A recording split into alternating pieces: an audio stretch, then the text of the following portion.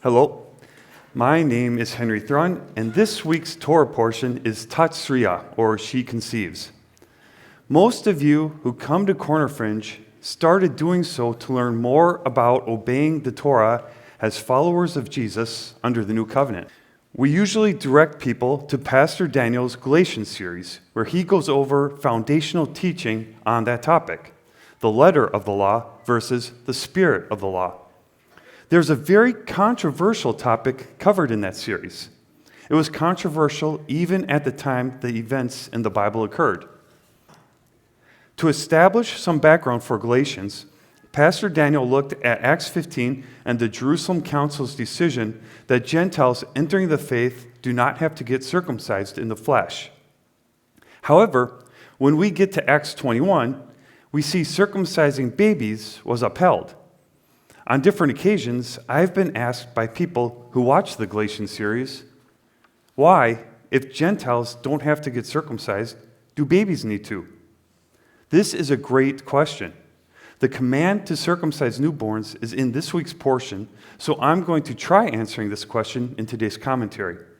I believe it's important because it involves the understanding of why Gentiles no longer have to get circumcised in the first place, and, in turn, involves understanding of the spirit of the law and following it under the new covenant. Let's first look at why we circumcise newborns. It's a common practice in our culture, but there's growing resistance to it. This is usually based on the fact it's painful and debate over its long-term health. I've heard it called a Jewish tradition, but let's go to this week's portion. Leviticus 12:1. Then the Lord spoke to Moses, saying, "Speak to the children of Israel, saying, if a woman has conceived and born a male child, then she shall be unclean 7 days, as in the days of her customary impurity she shall be unclean. And on the 8th day the flesh of his foreskin shall be circumcised." As we see here, it's not just a Jewish tradition. It was commanded by God through Moses. For the sake of argument, let's say the potential physical risks outweigh any health benefits. That would not negate this command. Our pain and health don't override God's commandments. For example, God commanded Abraham to sacrifice Isaac. That would not have been good for Isaac's health. But Abraham understood God is supreme and his commands must be followed. And he understood that following God requires sacrifice. So here we have one type of circumcision, infant circumcision. There is another type commanded in Torah. Exodus 12:48. And when a stranger dwells with you and wants to keep the Passover to the Lord, let all his males be circumcised. And then let him come near and keep it. And he shall be as a native of the land. For no uncircumcised person shall eat it. One law shall be for the native born and for the stranger who dwells among you. We have non-infant circumcision for people who weren't part of Israel, Gentiles. If a non-believer wanted to follow the God of Israel, he had to get circumcised. Notice how it says they will be as a native of the land. After circumcision, past lineage meant nothing. They were as much an Israelite as someone born to Jewish parents who got circumcised on the 8th day. There was no distinction between the two. This meant they were supposed to follow the same law. That's important for later in this commentary. Now let's look at the purpose of circumcision given earlier to Abraham. Genesis 17:10. This is my covenant which you shall keep between me and you and your descendants after you. Every male child among you shall be circumcised. And you shall be circumcised in the flesh of your foreskins, and it shall be a sign of the covenant between me and you. He who is 8 days old among you shall be circumcised, every male child in your generations. He who is born in your house or bought with money from any foreigner who is not your descendant. Now, this is the first record in the Bible of God commanding circumcision on the 8th day. He who is born in your house and he who is bought with your money must be circumcised, And my covenant shall be in your flesh for an everlasting covenant. And the uncircumcised male child who is not circumcised in the flesh of his foreskin, that person shall be cut off from his people. He has broken my covenant. God commanded circumcision as a sign of a man's covenant with him. This involved not just him getting circumcised, but also his male children. The newborn's circumcision is part of their parents' covenant with God. This is the first difference between the two types of circumcision to keep in mind. So based on what we just read, it makes sense that there were men at the Jerusalem Council in Acts 15 saying Gentiles had to get circumcised. However, Paul, Barnabas, and others disagreed. Why did they disagree? Let's look at some background in Acts leading up to the Jerusalem Council. First, the day of Pentecost after Yeshua's ascension. Acts 2:2. And suddenly there came a sound from heaven, as of a rushing mighty wind, and it filled the whole house where they were sitting. Then there appeared to them divided tongues, as of fire, and one sat upon each of them. And they were all filled with the Holy Spirit, and began to speak with other tongues, as the Spirit gave them utterance.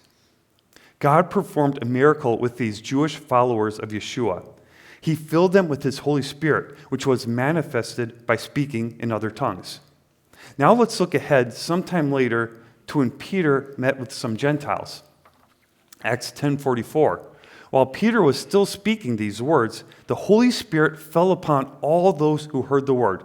And those of the circumcision who believed were astonished, as many as came with Peter, because the gift of the Holy Spirit had been poured out on the Gentiles also. For they heard them speak with tongues and magnify God. God gave the Holy Spirit to the physically uncircumcised Gentiles just as he had given it to the circumcised Jews at Pentecost. Peter went on to reference this at the Jerusalem Council in Acts 15, verse 8. So God, who knows the heart, acknowledged them by giving them the Holy Spirit just as he did to us, and made no distinction between us and them, purifying their hearts by faith.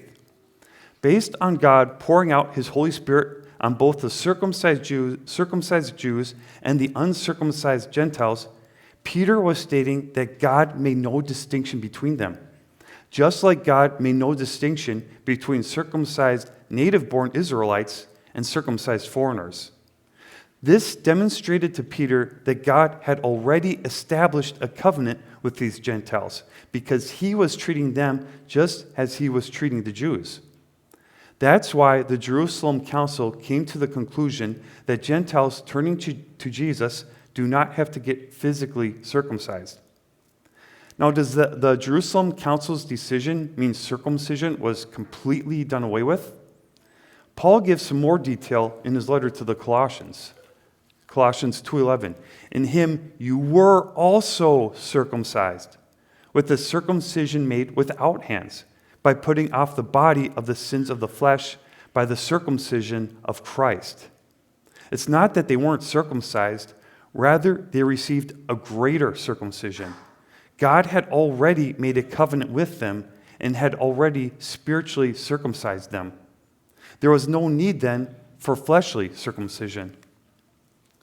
So the sign of Gentiles entering covenant with God after the death and resurrection of Yeshua is reception of the Holy Spirit. This was demonstrated by their speaking in tongues and magnifying God. Infants are unable to make the decision to follow Jesus, so they are unable to receive that circumcision of Christ. This is the second difference between the two types of circumcision. These two differences are why, in Acts 21, we read that Jews should still circumcise infants. Some believe Acts 21 is saying that Jews still have to get circumcised, but Gentiles don't have to. But recall from earlier that a circumcised foreigner is the same as a native-born and has to keep the same laws. So if a Gentile receives the circumcision of Christ, and even greater circumcision, he is just as a native-born Jew, and he has to follow the law to circumcise his newborns on the 8th day. Newborns cannot make a covenant with God, and were unable to even under the Old Covenant. Infant circumcision was and is a demonstration of the parents dedicating their families to God, making a covenant between God and their children. A newborn cannot declare he has been filled with the Holy Spirit, and we can't give our babies the circumcision of Christ. If we have the Holy Spirit, we are in covenant with God, must obey His law, and physically circumcise our babies on the 8th day. Shabbat Shalom.